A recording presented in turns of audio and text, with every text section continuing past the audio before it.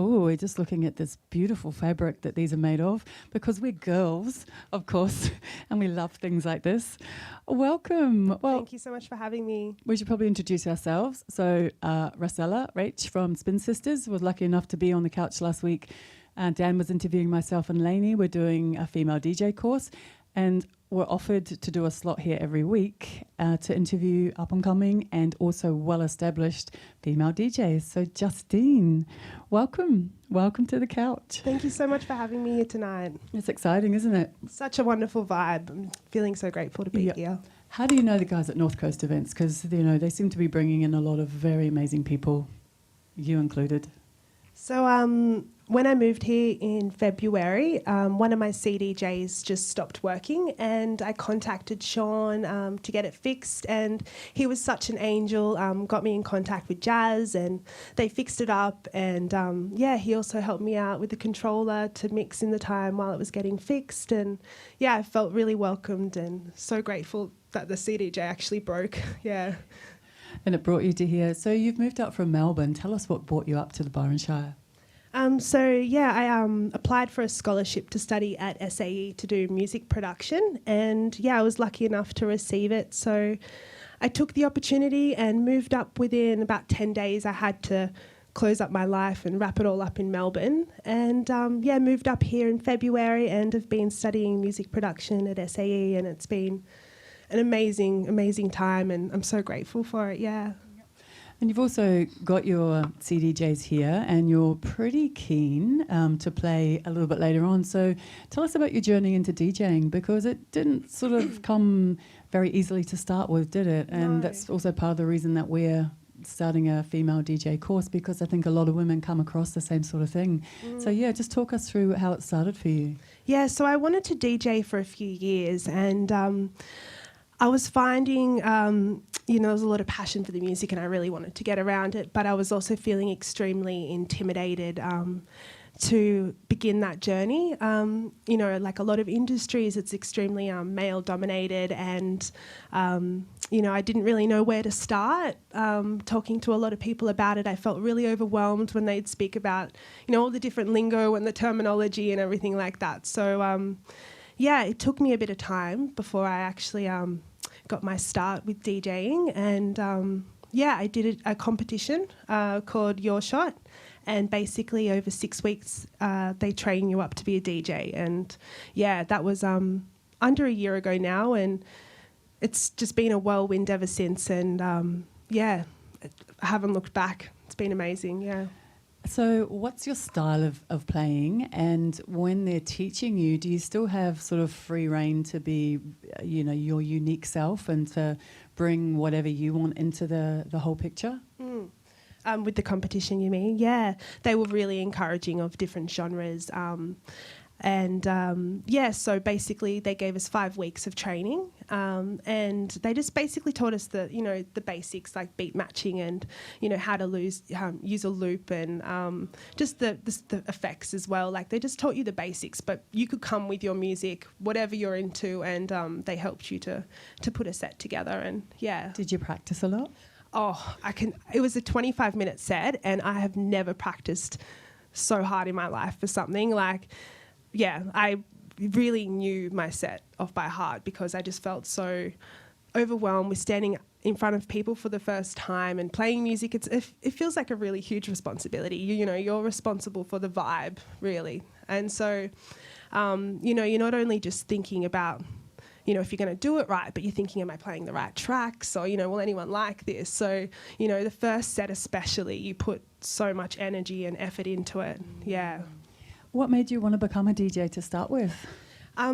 My love for the music. I play progressive psy, and I'd been going to the parties for about 3 or 4 years now, and a lot of the festivals in the community, and really just loved it so much. And my background's really more in dancing and movement, and I was actually performing at a festival on the main stage and saw one of my absolute idols playing Spiral Life, and I was dancing while he was playing. And when I came off stage, I remember thinking and looking at him and thinking, I wonder what he's doing up there. Like, I wonder if I could do that as well, you know?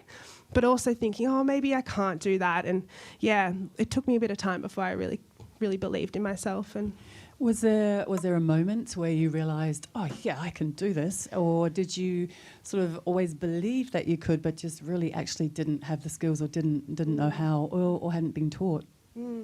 I think I actually am still like, I still go in and out of believing in myself all the time, you know. I sometimes feel like, yeah, I've totally got this and I can do it and I feel full power and, you know, really believing in myself. And then at other times I think I have no idea what I'm doing and I can't do this and, you know. Does sometimes other people make you feel like that? Definitely can be from other people, and it can just come from, you know, within myself as well at times, I guess, because I can be comparing myself to external, you know, to other people, or also comparing myself to where I want to be as well, you know. But you can use this also as a way to drive yourself as well. It's like, okay, you know, I don't know everything. You know, there's a long, long journey ahead of me, but I'm definitely driven to continue just to grow with it. That's what it's about, yeah, and it's such a personal growth journey. What about some highlights so far? Where have you played, and what's, you know, has left you like, oh my God, I'm doing this? Yeah. One of my biggest highlights would have been just after I did the competition, I was really lucky to play and support an artist that I love called Grouch at a club that, yeah, I love him so much, at a club in Melbourne that I'd been going to for some time called My Aeon, and it's kind of like the church for us doofers. Like when there's no doofs on, we go to My Aeon. And it's all family there and it's just beautiful. And yeah, so I got to play there and it was absolutely amazing. Yeah, yeah. And you've got the DJ name tWitch. Yeah, that's... So tell us a little bit about where that came from and the origins of that name. Yeah, so tWitch comes from the idea that through playing music or making music, you're expressing emotions or transmuting feelings. So basically you're a witch or a wizard. So that's where tWitch comes from. And also being a mover and a dancer, I'm kind of always twitching. If there's music going, I'm bopping along or moving. I mean, we're bopping now and there's no music going. Like, it's just the energy. Exactly. I'm kind of always twitching. So yeah, that's where tWitch comes from. Yeah. And how far away are you, do you think, from perhaps even playing your own music? Oh, that is going to be a long way off. At this stage, like, just with classmates, showing them what I'm producing and just a few really close friends. That's been enough to kind of feel like I'm out of my comfort zone. And yeah, I've definitely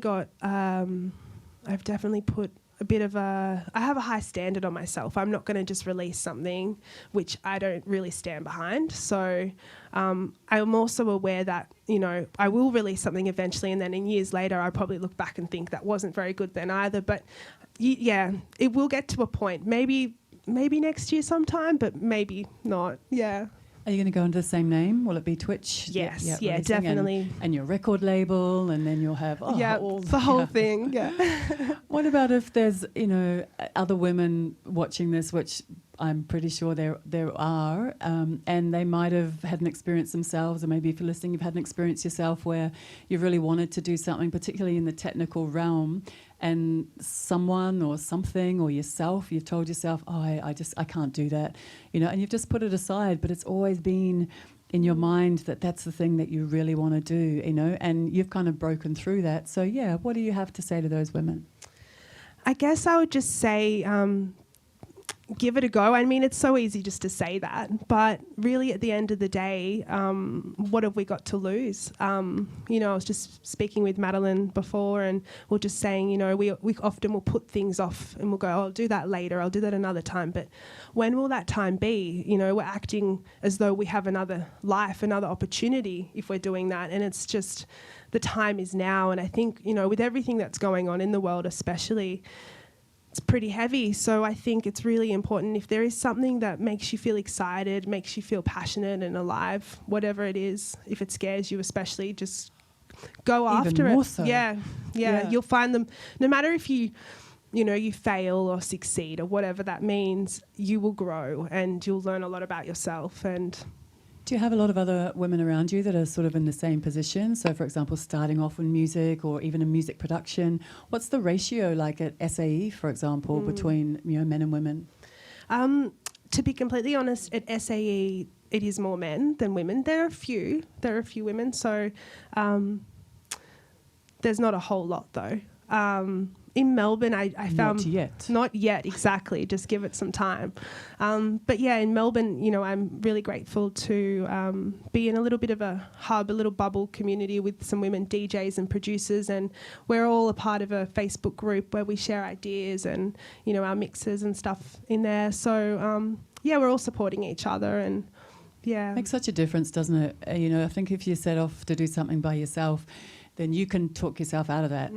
But when you have other people that not only are you supporting, but that actually are supporting you and relying on you. I mean, tonight, for example, I was having a bit of a sleepy night, and I text Sean and I said, "Oh, Sean, I think, I might just want to go to the movies tonight." And the moment that I texted it, I was like, oh, what an amazing opportunity. I get to, have been invited to actually talk to other female DJs, to be putting it out there for other women that perhaps want to do something like this. And I just was like, I can't let them down. I mean, they've been so amazing to us as well, letting us film here, our spinsista course, and I get to meet you as well. I mean, from the moment that I met you out there, I'm like, oh, of course we're meant to be here tonight. I felt the same way. Yeah, because, we're here to support each other and one another. What are you going to play tonight? I'm really excited. I'm going to play a really beautiful progressive size set, starting off quite kind of chill and then bringing it up, the energy up a bit towards the end. I'm playing a lot of tracks from local artists as well. Yeah. I really like to support Australian artists. We have a plethora of incredible creators in our country. Name some of your favourites. Some of my favourites. One of my favourites is Cyanor. He's from Melbourne, and he makes really beautiful bush prog through to dark prog actually as well. He's kind of doing the whole spectrum of things, and even he's doing some bass music as well. He's definitely, I'd say, an up and comer. He's doing incredible work. Smilk's another one. He's making really beautiful bush prog as well. Bush prog, I'm like, I know what you mean. What is bush prog? Yeah. Well, you'll hear it all soon. So, what's the definition like bush prog? It's got more organic, kind of earthier elements as well. The BPM's a bit lower as well. It's more of a kind of laid back version of psytrance. Psytrance is definitely a huge umbrella term these days for a lot of different types. We were also just talking before we came on here about your type of progressive trance, and you were saying that you go for a more feminine kind of feel in yours, and I said, well, what's the difference between masculine and feminine? Like, what would you look for, and what would you describe progressive house as a more feminine kind of feel to it? For me, I just think when I say more feminine, I've noticed a lot of vocals in progressive psy, or just psy tracks, even maybe a lot of electronic music as well. A lot of the samples are male samples. So I generally will I'm not consciously picking it, but I have noticed a lot of the tracks that I play have got female vocals in there and samples. So, Do you think you'll be adding those yourself to your own music? Yes, and I have some incredible musicians and singers, friends who are really keen to also collaborate. So I'll definitely be doing that. So what's happening in the world of COVID as far as a DJ goes? I mean, we've all got our own little sort of private gigs or, opportunities like this, which are amazing. But what's going on up here for you while you're at SAE? Have you played recently, or has it been a little while? Well, my last gig was just before all this went down in February up in Noosa Heads. And I had a bunch booked in Melbourne, which I was really excited about. But that's all fallen through. And I actually also had booked something for over in Chile and Brazil, which was going to happen around New Year's. So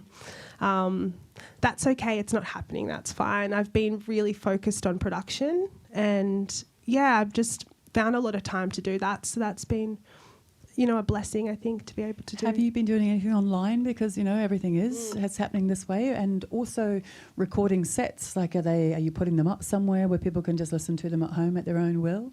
Yeah, I have done a few live streams. Facebook's a difficult one though because they mute it. But yeah, I've done a few live streams, and yeah, I am finding there is a lot of streams out there too. So it has become quite difficult to really get noticed through doing that. So yeah, but yeah, I have a lot of sets on my SoundCloud, so people can listen to it there. And is that under Twitch? Yes, that's under Twitch, yeah. Or you can find me on Instagram under Twitch, DJ, yeah. What would you say you love the most about what you do right now? What do I love the most? Sitting on the couch with me. Yes. Moments like tonight, yeah, I feeling like I'm a part of something greater than myself, like feeling like I'm part of a community and where people are sharing ideas and energy, and there's a positive vibe happening, you know, like I really feel like that's probably at the moment one of the most important things about it. Do you think you're going to stay up here once your course comes to an end? So it's been 7 months? Yeah, I got here in February, so it hasn't been that long yet, but my course will finish up in September. Originally, I was thinking I'll just go back to Melbourne. Ooh, yeah, no. Not right now. Definitely not right now. But everything's kind of changed. I've been really wanting to live off grid, and I'm kind of hoping, you know, I'm connecting with the community. I'm really hoping to build a tiny home up here. So I feel like I'm staying up here. Yeah, it's actually more of a studio with a bed in it. That's what I'm going to be building. But yeah. And what about those people that may be tuning in from Melbourne here? You know, we're not here to poo-poo Melbourne. Of course, we feel so much for Victorians, but you might have some friends and family, watching this right now. You can send them a beautiful message from the Byron Shire. Yeah, I'm thinking of you all, sending so much love, and yeah, we're hoping that this all changes very quickly and something positive can come from it. Otherwise, we're going to keep her here, okay? Yeah, I'm definitely staying. Okay with you guys? I'm staying, sorry.